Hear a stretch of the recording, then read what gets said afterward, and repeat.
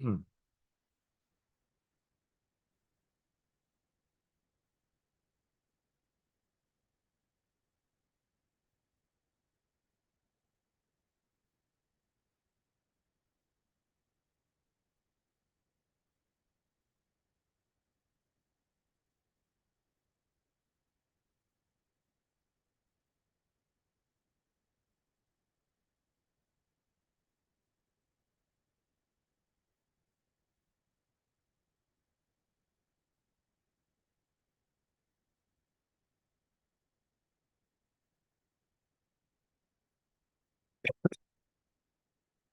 Hmm.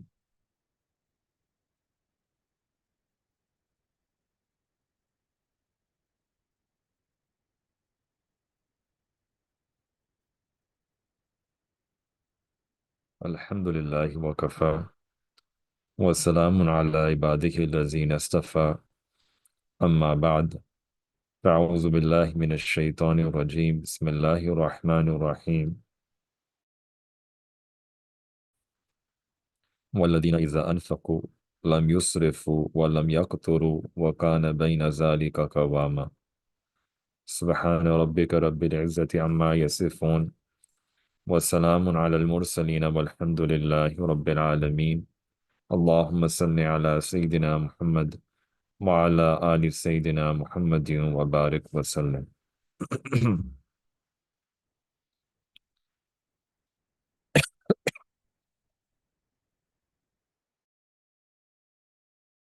Imam Azam Abu Hanifa rahmatullah alayh gave 20 advices to his son.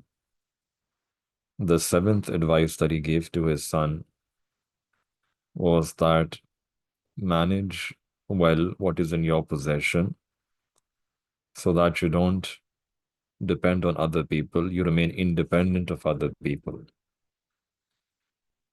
This is a very important advice that a person should practice good management of the money, the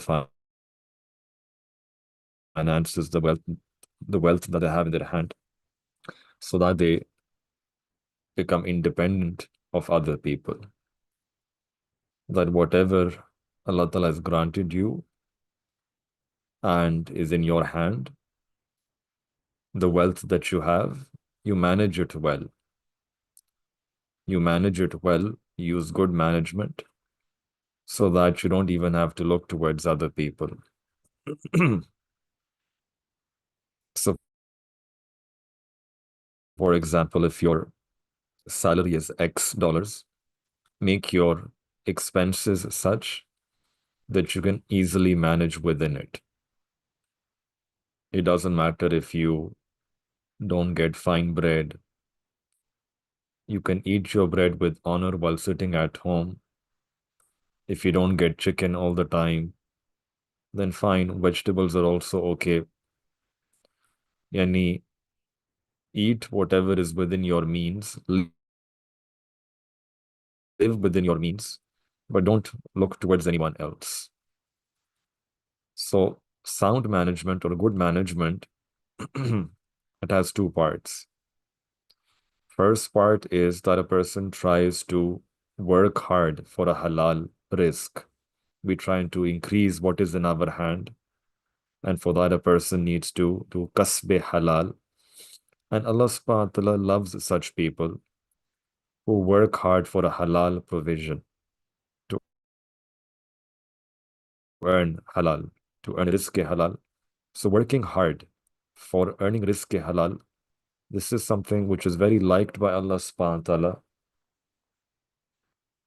This is loved by Allah subhanahu wa ta'ala. So there was a Sahabi who came to meet the Prophet sallallahu alaihi wasallam, and his hands were very hard, very rough.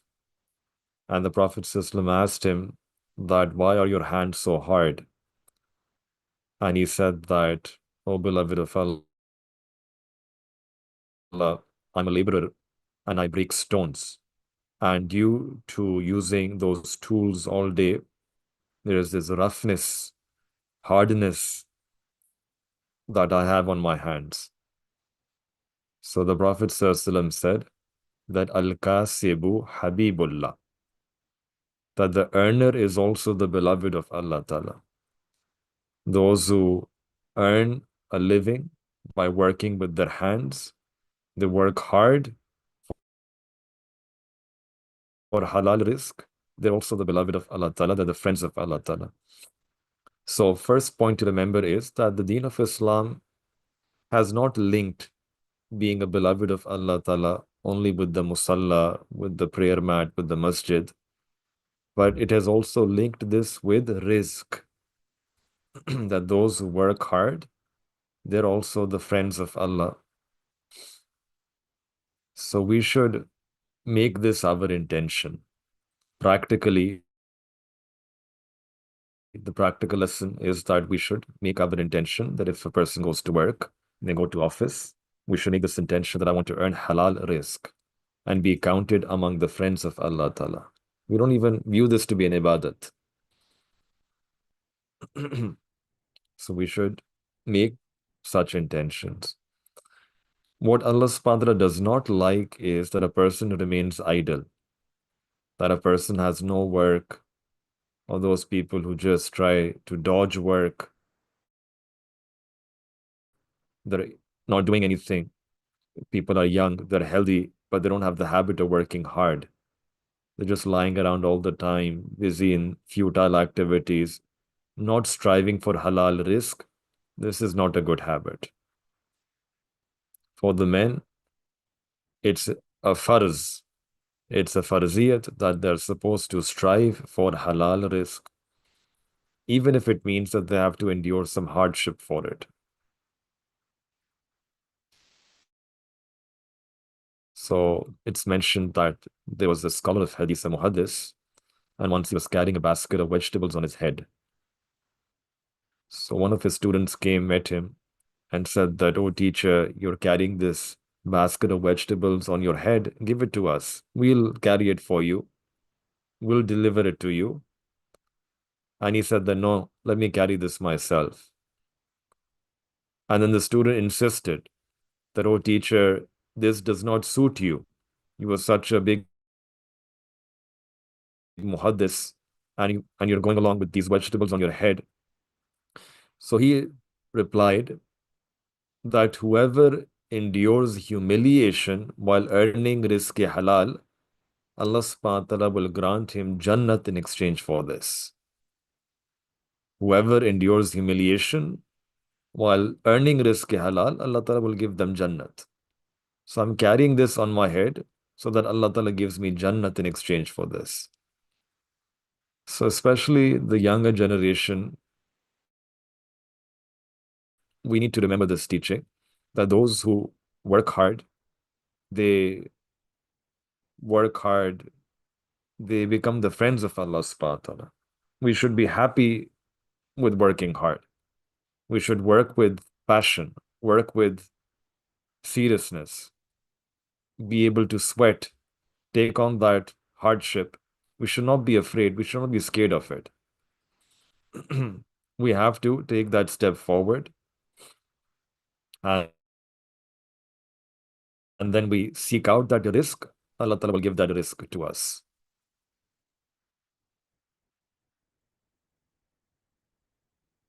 So a person has to work hard, and Allah subhanahu wa ta'ala will give them rizq. So we should strive for halal rizq.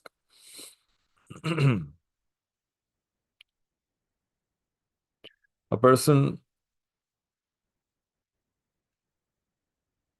person should think that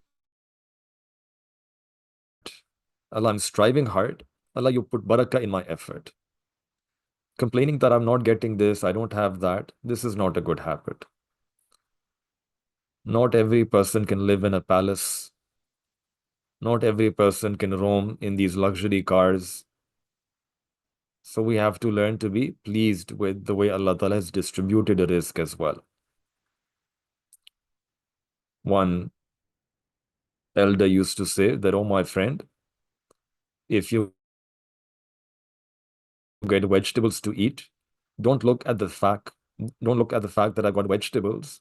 Thank Allah Ta'ala that, oh Allah, when you were distributing provision, at that time I was in your memory. You were remembering me. You were thinking about me, And that's why I thank you that you sent vegetables. I like vegetables.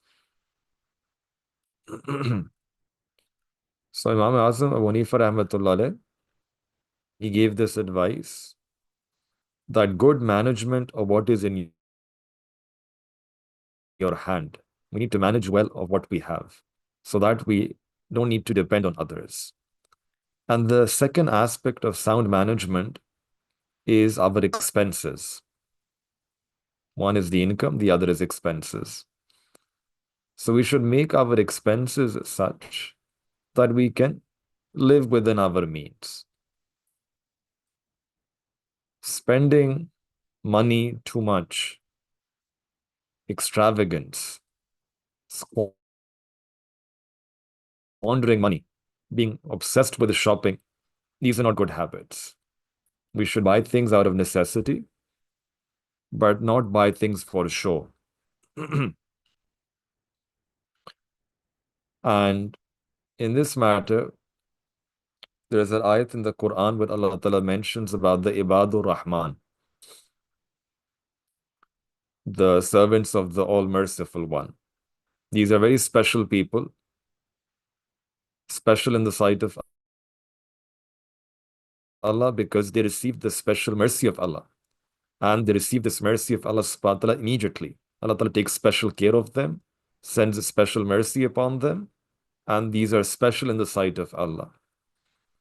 And one of the categories of Ibadur Rahman, of these special people, is that when they spend, وَالَّذِينَ إِذَا أَنفَقُوا, when they have to spend, lam yusrifu, they're not extravagant in their spending. Walam yakuturu, nor are they stingy. Wakana bayna zalika kawama, but they practice moderation, what we call responsible spending. They're responsible when they spend. So this is important, that when we spend money, you don't spend too much.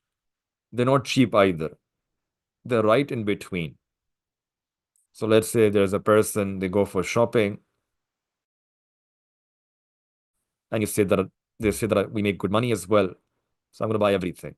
I'll take 2 of those, take 3 of those, 5 of those. So what's the biggest TV that you have? I want that TV. What's the most expensive car that you have? Just want to show people how much money you have.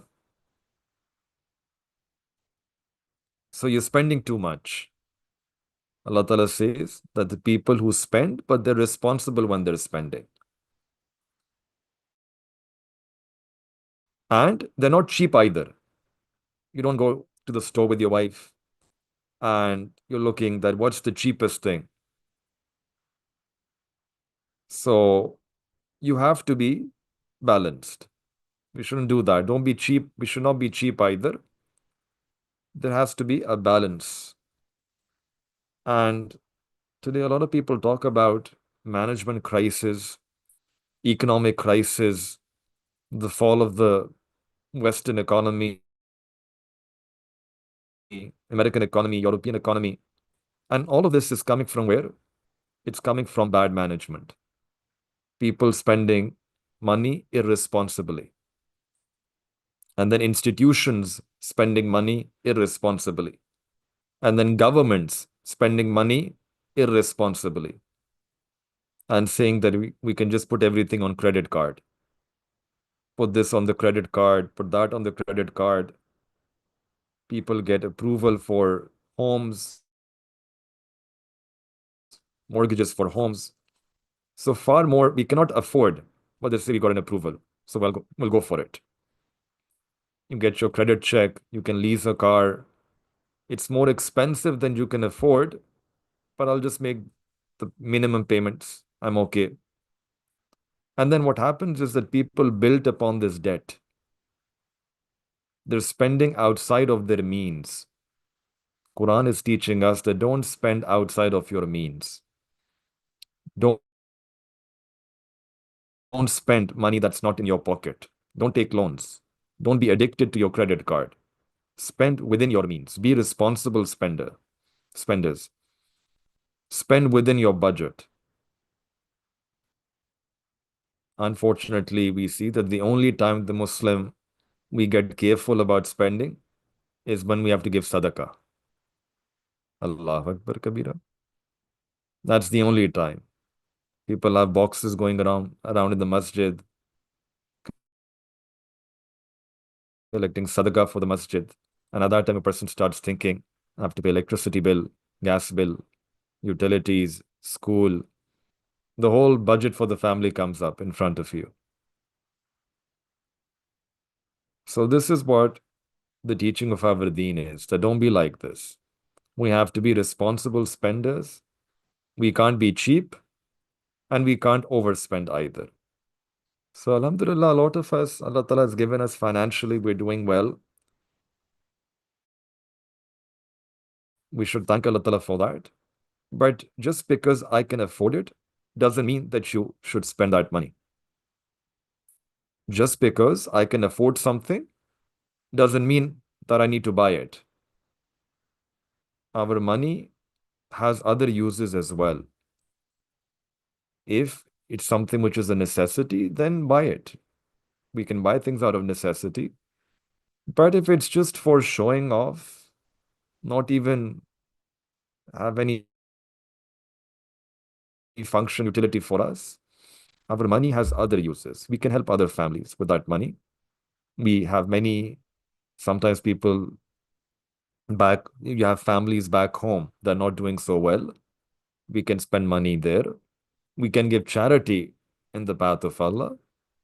We can give sadaqah jariyah for Allah subhanahu wa ta'ala's sake. We can build madaris, institutions, masajid.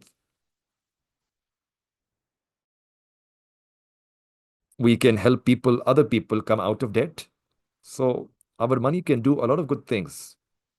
Instead of just buying things for our own self, things that maybe we don't even need too much. We don't need to get the newest car. And there's no necessity for getting the newest car. We can get a decent car.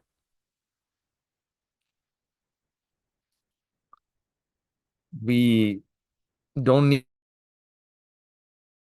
to pay 5 times the price to buy something.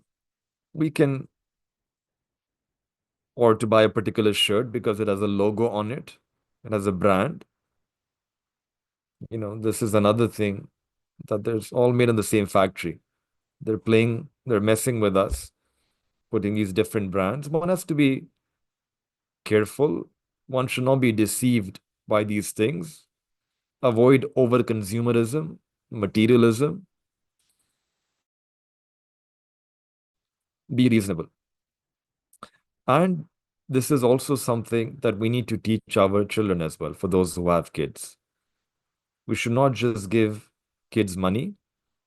Sound management means that they should be taught the value of money as well. Make them earn that money, make them work for that money. We should not just give it to them like this. When they do something good, you give them as a token, you give them as a gift, so that they understand that they're getting it in exchange for some work, a good work that they've done. Otherwise, they will have no value for money. If we say that if you vacuum the whole house, I'm going to give this to you. You do this, I'm going to give this to you. Some work. If you wash the dishes, we're going to give you something. In this way, they will begin to value that money. If you memorize one surah of the Quran, we'll give you this toy. You memorize the second surah of the Quran, we're going to give you another toy, some money.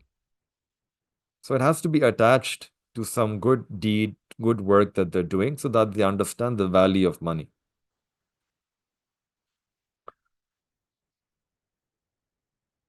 So spending reasonably, spending responsibly. Now, in this matter, there can be two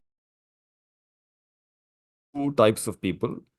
One whose provision Allah Ta'ala has kept small. They don't have too much, they have less. A person should be pleased with that. They should be pleased with the distribution of risk. If that person, let's say they wear clothes with patches, the sunnah will be fulfilled. He will get the reward for doing amal on the sunnah. But wearing sunnah, yani wearing clothes with patches, patched clothing, this is not the sunnah for every person. There is another sunnah as well, which is that the Prophet ﷺ, he once wore a very expensive shawl and then took it off and gave it as charity, as sadaqah.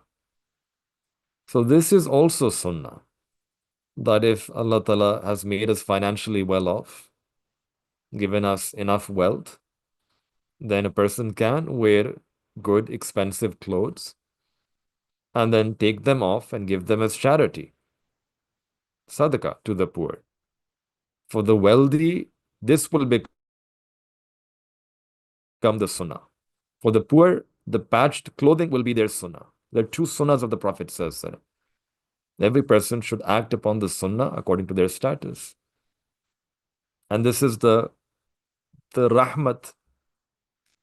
Because if the rich person also says that I will only wear patched clothes, then who will give charity to the poor? What will happen to the poor people? And if the poor person was told that you have to wear this kind of Yemeni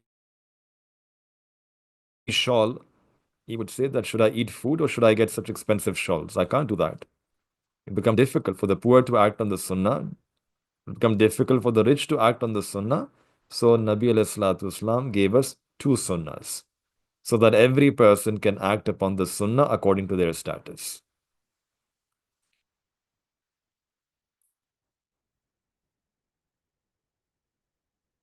And in the same advice, Imam Hanifa Rahmatullah is saying that you practice sound management so that you don't need to depend on other people. You can use your risk for your own self. In fact, you can support others as well. There was a sheikh in our own tradition, spiritual tradition, called Hazrat Khwaja Ubaidullah Ahrar Rahmatullah alayh. His resting place is in Samarkand.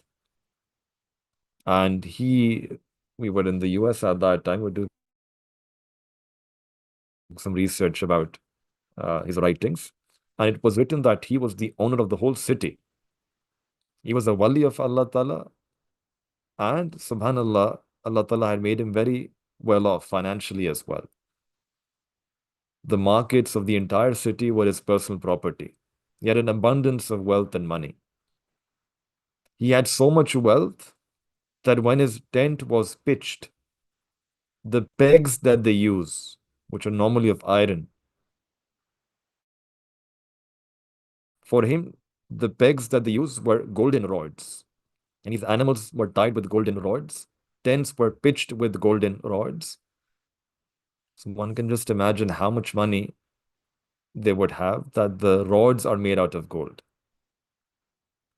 And at the same time, he was also a very big sheikh of tazkiyah, of Islamic spirituality. He was the sheikh of millions of people. In fact, he would say that I have been created for the training of the sunnah, for the propagation of the sunnah. That's my mission in life. He was a very big sheikh. The rulers of that time were his students. The scholars of that time were also his students. Maulana Jami Rahmatullah alayh was a great scholar. He was also one of his students. It's an interesting story that Maulana Jami Rahmatullah alayh, initially he thought that, should I take bayah with the sheikh or not? Someone mentioned the name of Ubaidullah Ahrar Rahmatullah alayh. So Maulana Jami thought that, okay, let me go and see who is this sheikh. And when Maulana Jami Rahmatullah, he reached to meet him, he saw that there was a gathering and there were carpets put on the floor, and he was there horses were tied with golden pegs. So Maulana Jami was very amazed. And he said in his heart, this couplet in Persian, that he is not a man who loves the dunya. He cannot be a man who loves the dunya. He thought that a person cannot be a wali of Allah Ta'ala who has so much dunya. And he went back without the bayah, without uh, forming that relationship of studentship with him. On the way back, he got tired at one place and he slept in a masjid. And he saw a dream that it's the day of Qiyamah. And Maulana Jami is standing on the path. And there are many people who are around him, they're demanding their rights. And everyone is saying that I want my right, give me my right. And Maulana Jami, he gets worried that how will I give rights to so many people? So the angel said that, well, if you don't have, you cannot, then you will have to give your good deeds to these people. And Maulana Jami asked that, are there that many good deeds? And he said, no, in your record of deeds, there aren't as many good deeds as so many people are out there. They're wanting their rights. Even if all of your good deeds are distributed, even then you won't get free. So now Maulana Jami got worried that even if all my good deeds are given to them, I won't become free. So this will be a problem. In that state, he saw a man who was passing by, was riding a horse. And in that dream, Maulana Jami asked the angel that, who is this individual? And the angel said, he is Ubaidullah Ahrar. And then in the dream, Ubaidullah Ahrar Rahmatullah alayhi, came close and he saw Maulana Jami and asked, and Maulana, why are you worried? And Maulana Jami said that there are so many people claiming their rights. I don't have enough good deeds to give them. So that Ubaidullah Ahrar Rahmatullah alayhi said to the angel that he doesn't have enough good deeds. So I will give some of my good deeds and satisfy all these people who are coming for their rights. So there were so many good deeds of Hazrat Khwaja Ubaidullah Ahrar Rahmatullah alayhi that the angel distributed them among all of those people and they were all satisfied. And Maulana Jami got free. And the dream ended. He opened his eyes and he thought that this dream was not just a random dream, there's a purpose behind it. And he thought that I'll go back and I'll meet the Shaykh again. So he came back, he met the Shaykh again. And when he shook hands with the Shaykh smiled and said that, Maulana, when you were here the first time, read that couplet that you recited. He's saying, no, Shaykh, no. Maulana, read the couplet that you recited. What was the line that you read? And then he read that I said these words, that he is not a man who loves the dunya. He is not a man who loves the dunya. And then Hazrat Khwaja Ubaidullah Ahrar Rahmatullah Ali completed the couplet. He said, he is not a man who loves the dunya, but if he has the dunya, he has it for the sake of his friend, and he has it for the sake of Allah Ta'ala. If the world is there, it should be for the sake of Allah Ta'ala, for the sake of Akhirat, not for your own nafs. If I have this much wealth, it is for Allah Ta'ala. I will use it so that I don't depend on others. I'm independent of others. I'm not muhtaj and needy for others. And if Allah Ta'ala has blessed me with so much wealth, I'll also distribute this wealth among the creation of Allah Ta'ala. I will do work of deen. Such wealth is not bad. And earning such a wealth with this intention, this is part and parcel of this good management. So we should ask Allah subhanahu wa ta'ala for a qanaat, for a contentment, learn to be pleased with Allah Ta'ala. But at the same time, we should also practice this advice that whatever Allah has given us, we should manage it well. Which means that we try to work hard for earning rizq halal and then also being responsible spenders.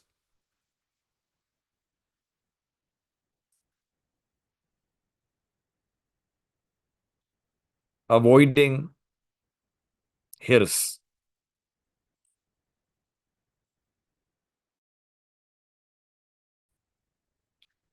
One of our, there was one alim, he told a story that there was a man who was lying on the bank of a river, and he was lying comfortably with one leg over the other, and he had a string that was tied to his big toe. And he had put that string in the river with a little piece of meat on a hook, and this was tied to his toe. And he's lying down comfortably. And this was for fishing.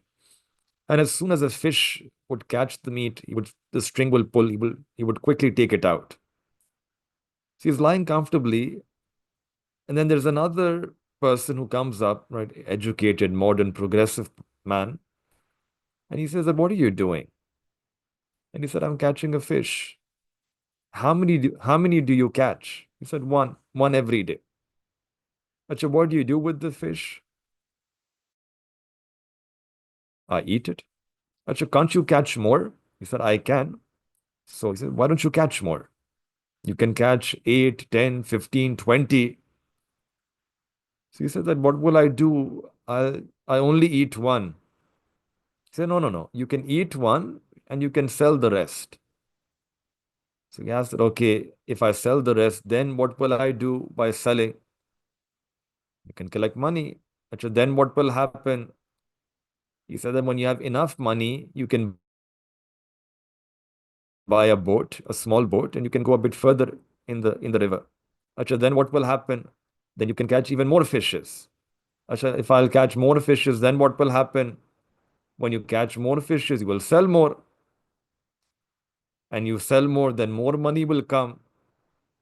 So again, he asked, then what will happen? He said, if you have more money, you can buy a bigger boat. Then you can go straight right into the middle of the sea. And then you can get such big fishes that then you will have just money and money, more money, more money. And then again, he asked, then what will happen? When you have a lot of money, then you can just relax and enjoy. So then he said that, what am I doing right now? Am I not enjoying and relaxing? You are telling me such a long path, but I'm already there. I'm already lying here comfortably. Even for enjoyment, you're telling me such a long route. I'm already sitting here so comfortably. Okay, this is a joke, but the reality is that we are so busy earning two, three different sources of income, and all for the sake of enjoyment. But sometimes there is an element of hirs here, greed. So one should rather emphasize contentment.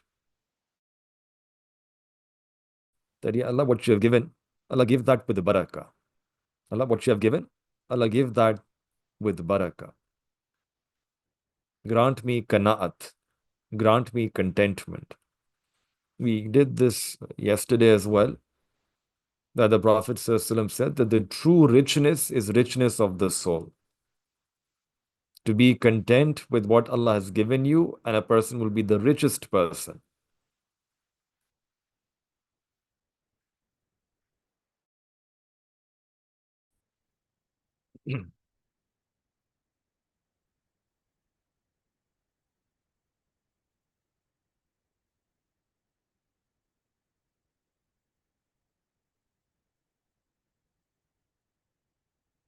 So in summary then, this advice is that we should manage well what is in our possession, that a person should be content.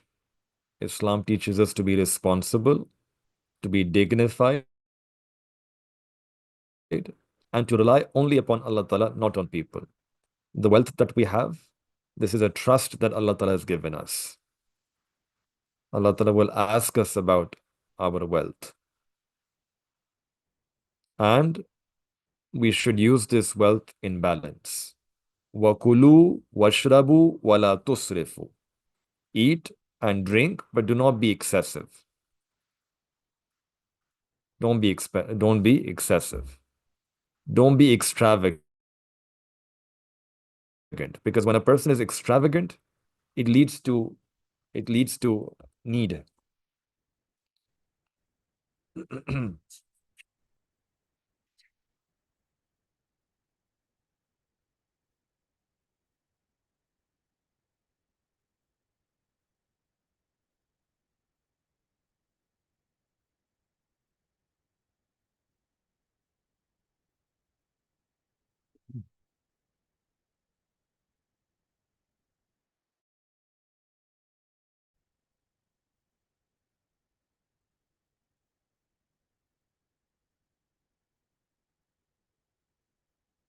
Hazji, our Sheikh Hazji Rahmatullah alayh, in one of his books, he mentioned that the way a person can reduce dependence on others, there's a strategy by which one can reduce dependence upon others, which is that a person should try to reduce their wishes. Reduce their wishes. It's only when we increase our wishes, then we develop this disease of hirs. And if a person gets this disease of hirs, this greed, then there is, we did this last time, that greed then is something that they can have everything and they will still want more. There is a limit to what we need, but there is no limit to our wishes. So managing what we have means that we should avoid waste. We should prioritize needs over luxuries. And we should plan responsibly.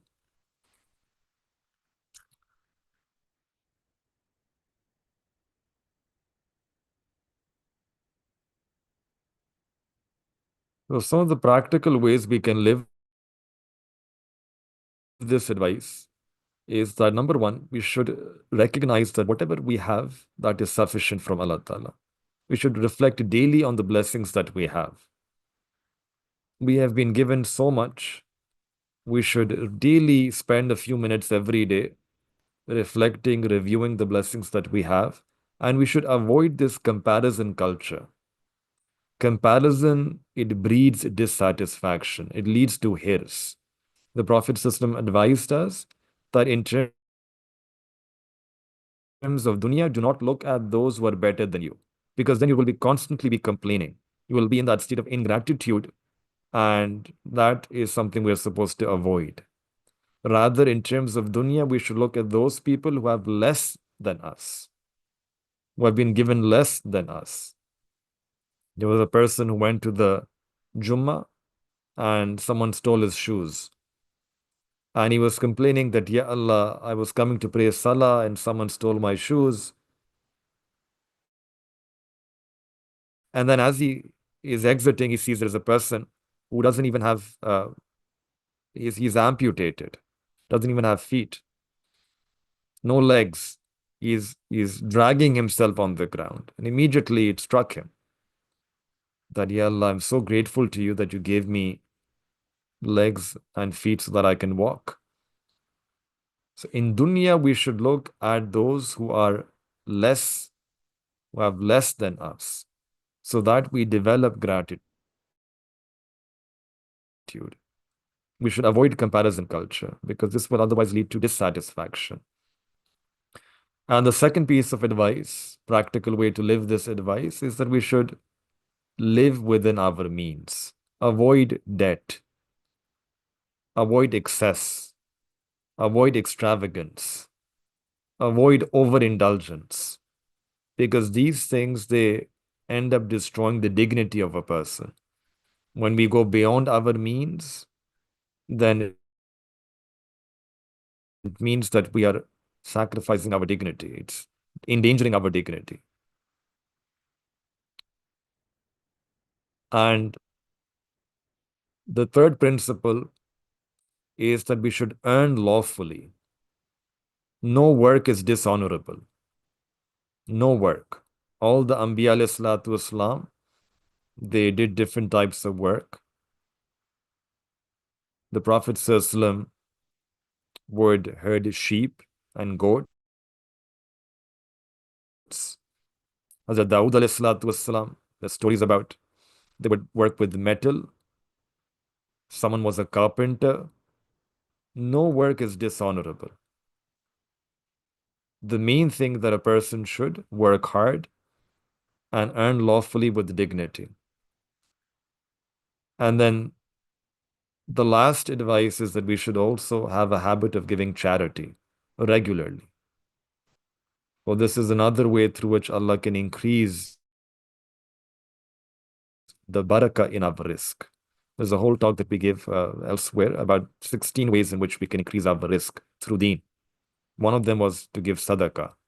The more sadaqah we give, the more Allah subhanahu wa ta'ala will multiply our risk, will open up other ways in which our risk will expand. The wealth will expand. So giving sadaqah, similarly increasing istighfar, praying salah on time, being regular in our salah, serving our parents, putting our reliance upon Allah Ta'ala, doing shukr, all of these things. You're like 16 points in the Quran Sunnah that if we do them, then inshallah Allah subhanahu wa ta'ala will put barakah in our risk. And finally, is that we should make dua. Nabi alayhi Islam has taught us several du'as. One of them is really powerful, really beautiful. That Allahumma kanni'ni bima razaqatani wa barik li fihi. That, oh Allah, make me content with what you have provided. Kanni'ni. Allah, give me kana'at, give me contentment with what you have provided to me. Wa barik li fihi. And Allah, put barakah in the risk that you have given to me. Sometimes the way Allah Ta'ala increases our wealth is by putting barakah in that wealth, is by reducing our needs,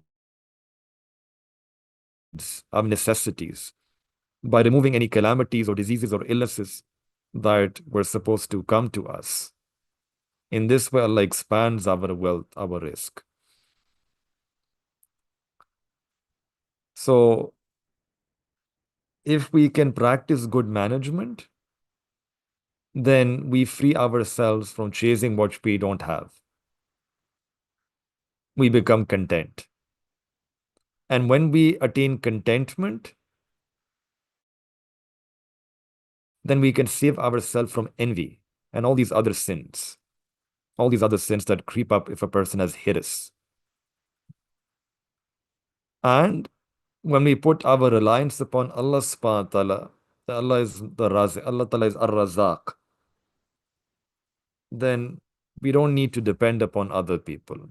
We make use of the available means to us, we work hard, and then we put our trust upon Allah ta'ala. That Allah, you are Ar-Razaq. Allah, I ask from you,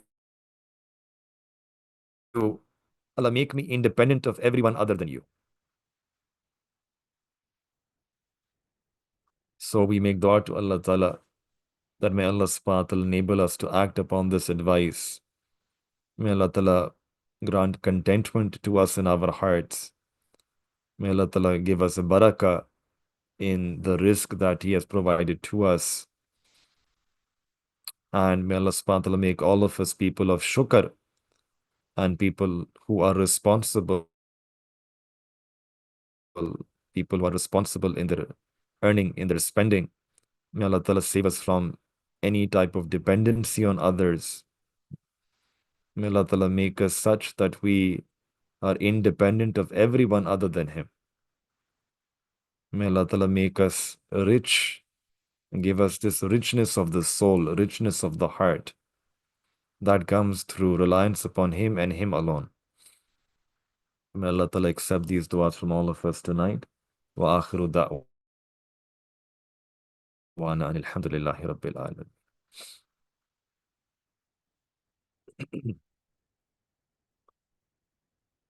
سبحان ربي العلي والحمد اللهم صل على سيدنا محمد وعلى آل سيدنا محمد وبارك وسلم ربنا تقبل منا إنك أنت السميع العليم وتب علينا إنك أنت التواب الرحيم وصلى الله تعالى على حبيب خير خلق محمد وعلى آله وصحبه أجمعين آمين برحمتك يا أرحم الراحمين.